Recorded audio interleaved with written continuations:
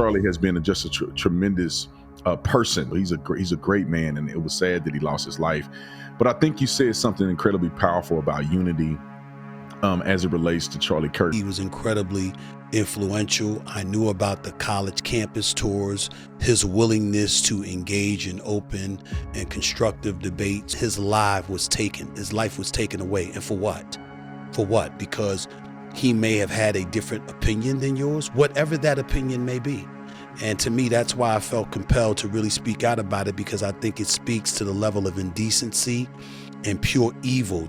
Are you getting the same sentiment from people that you know in the private side of it? No. Yeah, people that's not public. Are they feeling like you? Are they? It's cold-blooded murder. That's what happened to him, and that usurps everything. When you start talking as if somebody's position, their verbiage, their ideological tilt is somehow justification for such a vile, vicious act, I don't want to talk to you. Stephen A., welcome to the show, man. Thank you for having me, bro. And the faithful man and that you are, you actually fulfilled that promise. So Absolutely. I appreciate you. No, absolutely. I appreciate the invite.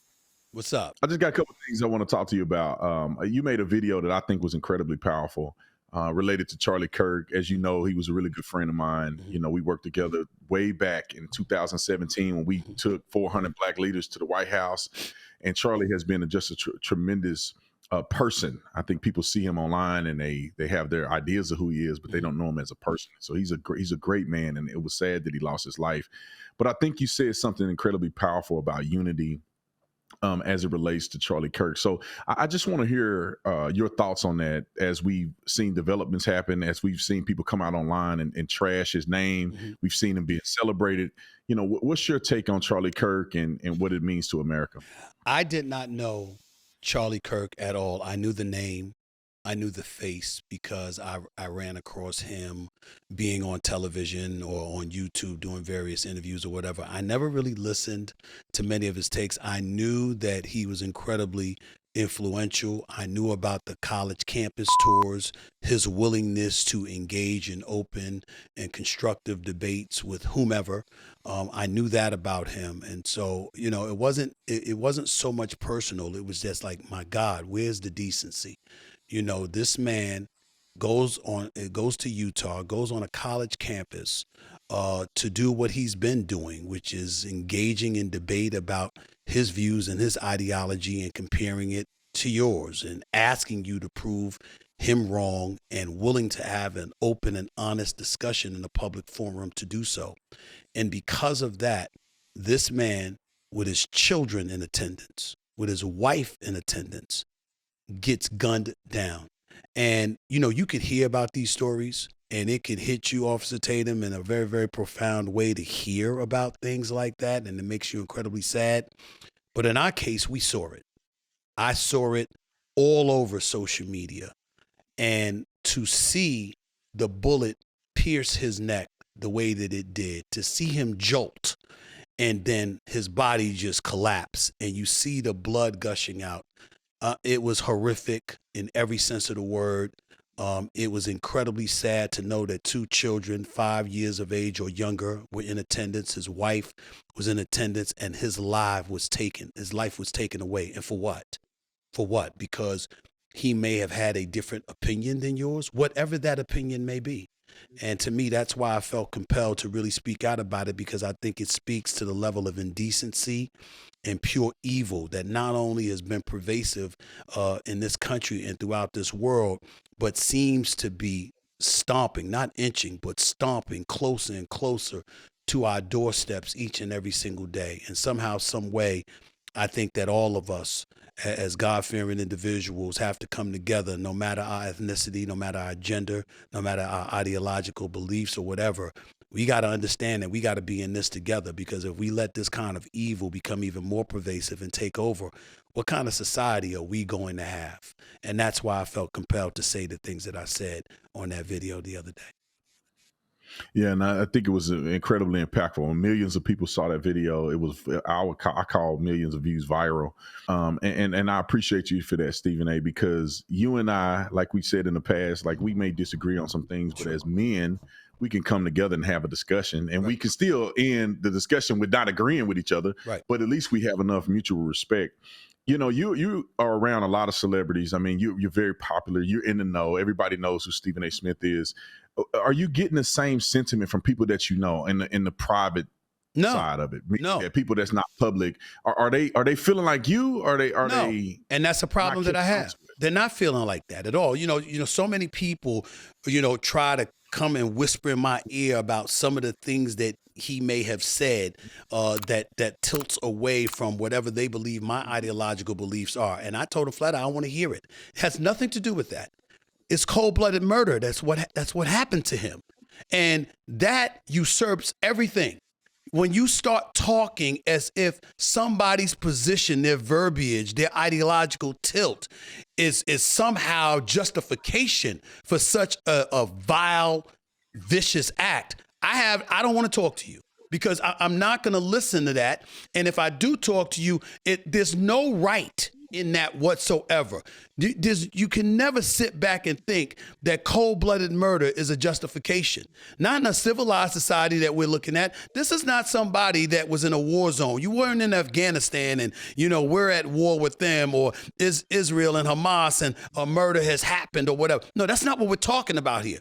We're talking about a man that was on a college campus sitting there talking to people and was gunned down in front of all of us.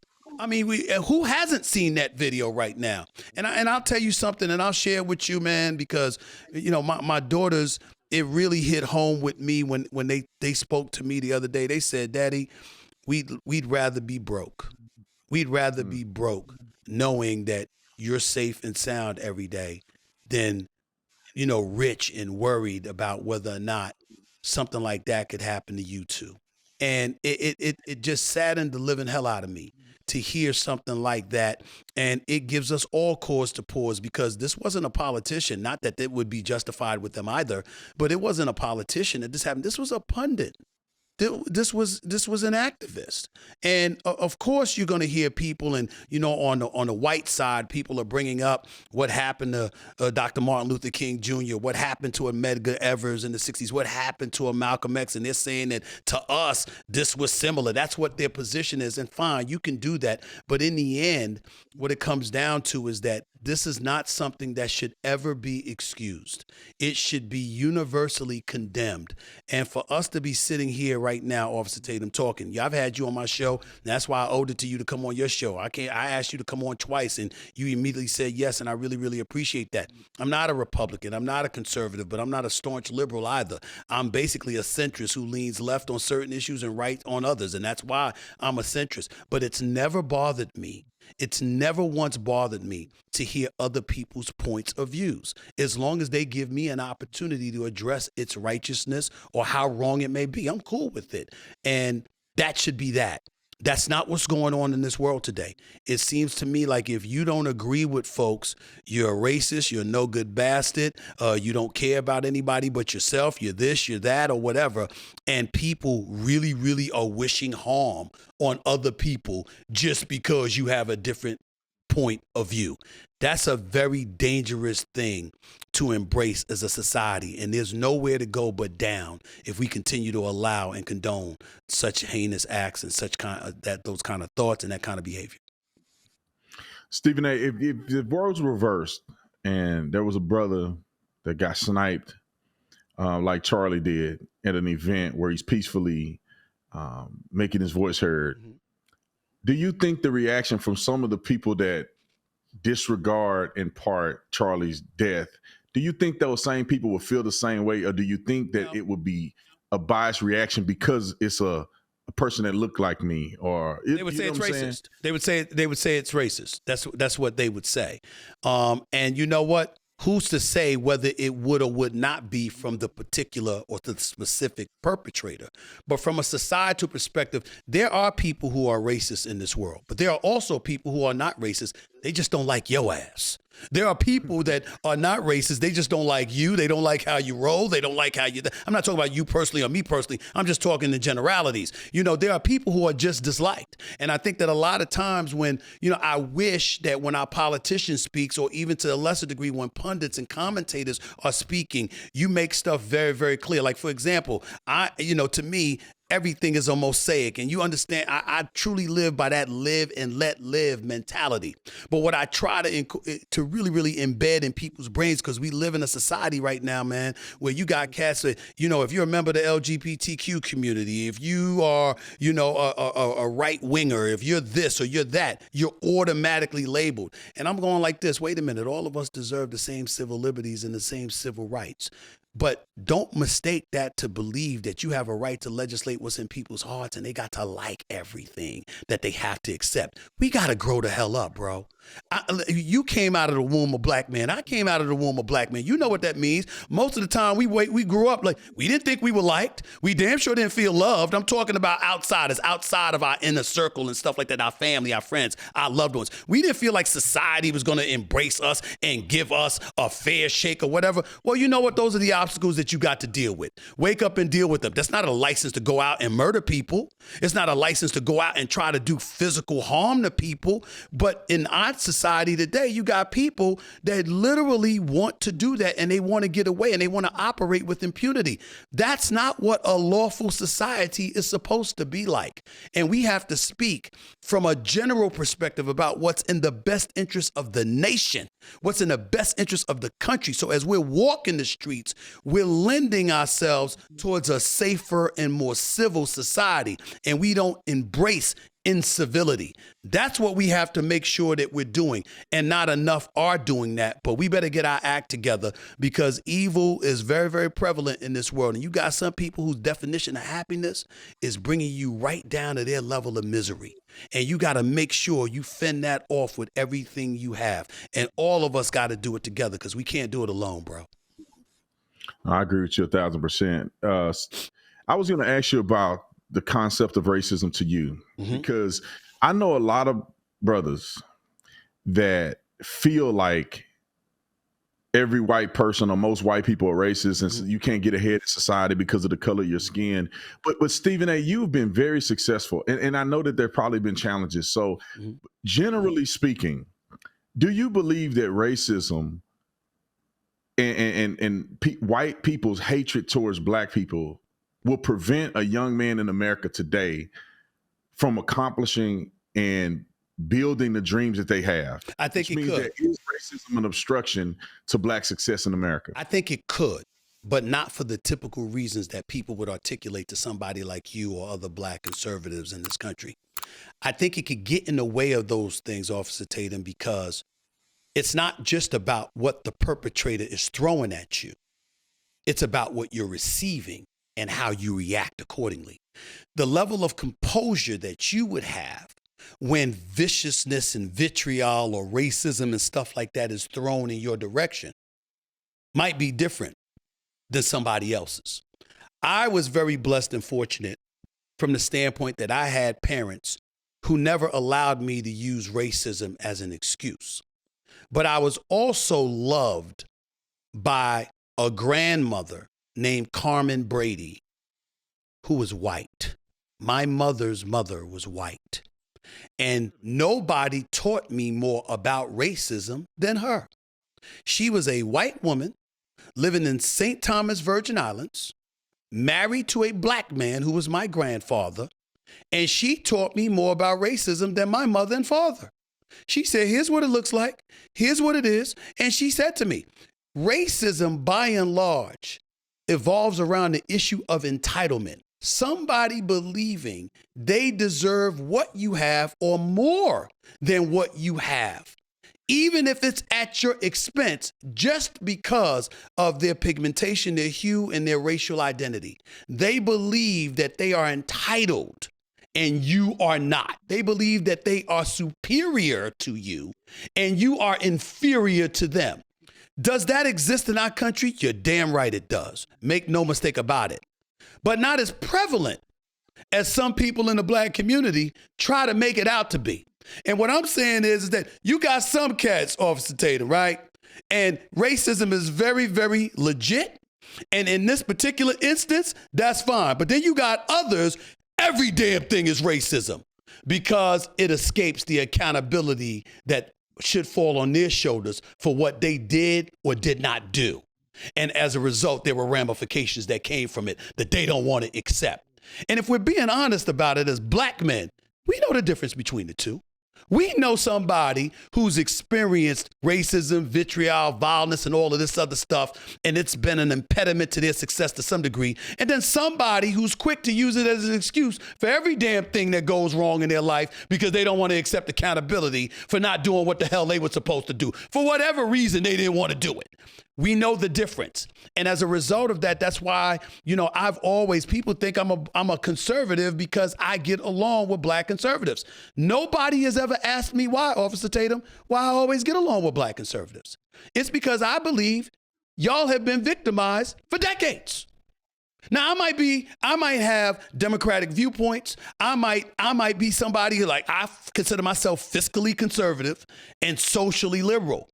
But when you or anybody else come to me and you say, yo, Stephen A., what about this? What about this? Come on, man, there ain't no truth to that. Here's what really happened, etc. I'm listening because if you're coming to me with facts, why would I ignore that? I'm not going to let my facts be usurped by emotion. Because emotion is how the Democratic Party has gotten us to the place that they've gotten us, where they've confiscated, or they've had about 80+% of our vote since the mid-'60s with Lyndon B. Johnson and civil rights legislation. At some point in time, I get to look at you and say, I understand what happened back then.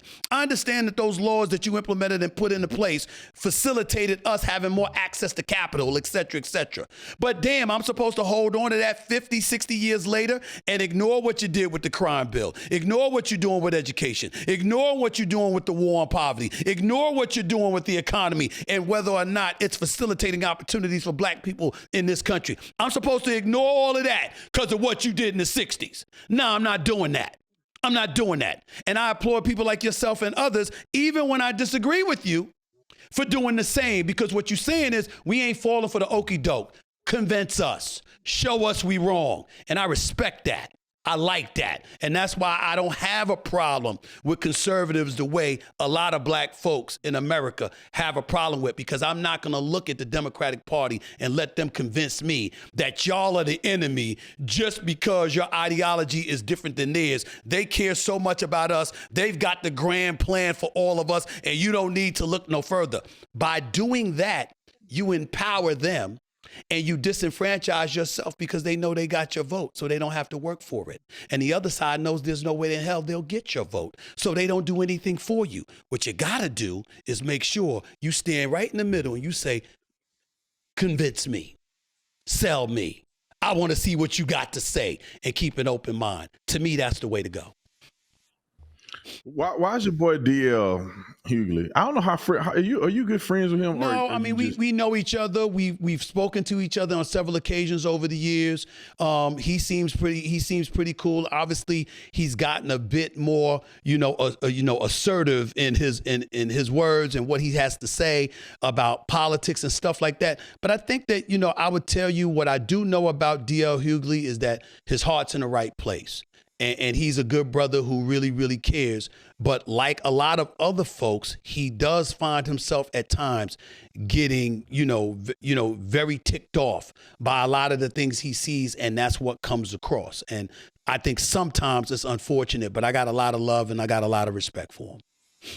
Good. I've noticed this, Stephen A., is when you meet people in person, it seems to be less of or you talk to people, it seems to be less of a vitriolic relationship. Sure. Like right now, I can't stand D.L. Hughley, but I bet you $1 million if me and him sat down and had a cigar or, was hanging out, that I guarantee you we probably agree on more things than we disagree on publicly. And not because somebody got to be fake. It's because I think that sometimes he hear me and it's interpreted different than what I'm saying. And maybe in part, I feel the same about him. I hear him say something on the record, and I'm like, what?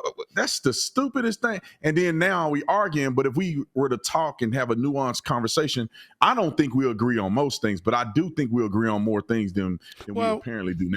But I think the thing that you got to notice about yourself, and major respect to you for this, is that if you disagree with somebody, you'll say so. But it doesn't mean you don't want to talk to them. The same thing with me. You know, listen, the fact is that I'm new to this, man. I've been entrenched in sports all my life, and I'm going to stay here too. It's just that I don't mind speaking on issues that extend beyond, you know, the parameters of the sports world.